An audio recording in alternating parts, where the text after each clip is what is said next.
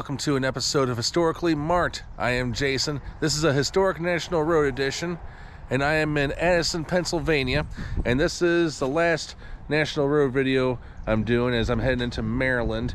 But I am in front of one of two surviving toll houses, so let's read all about it. All right, so as I did visit the one up the road previously, there was 6 toll houses here in Pennsylvania on the National Road, and it was right by Uniontown, but there's 2 that survive, and this is the other one besides the one I had previously visited. This one is on the National Register of Historic Places. So just like the history of the last one, now Congress did, or well, the United States government paid for the National Road all through the time it was being paid, but then there came a time when Congress ran out of money, and there were a lot of disagreements on the direction of the road as well as who was going to maintain it. So some states started taking tolls, and Pennsylvania was no exception. But there's a marker down here, and I'll show you that toll keeper sculpture in a second. But it says here, Great Crossings. About 1/2 mile above this point is the Great Crossings of the Young. I'm sorry, I need help pronouncing that word. Where George Washington crossed November 18th, 1753, when sent as envoy by Governor Dinwiddie of Virginia to the French commandant at Fort Le Boeuf. Washington, on his military expedition to the Ohio, encamped there with his forces May 18th to 24th, 1754, and from that point explored the Yoeni, I don't know. I'm sorry, I'm very poor on French. There also Major General Braddock with his army crossed June 24th, 1755, and then this was put up by the Daughters of the American Revolution. It does not say anything about the historic National Road. Now, I did go to the Fort Necessity National Battlefield. I regretfully did not make a video there. I was on time constraints, but I do hope to return there. They had a great exhibit on both General George Washington's first failed battle, and then also they had a segment on the National Road about how the road built America, how it was America's first interstate highway, and all that.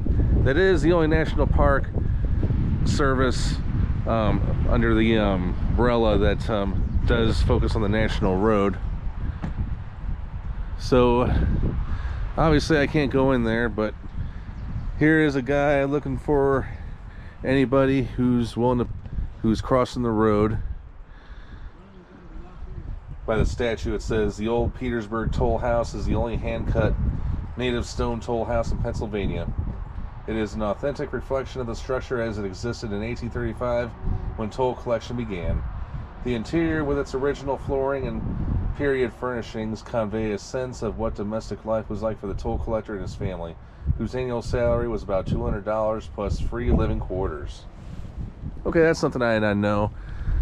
You would think these people would just drive and go home, but no, they actually lived at work.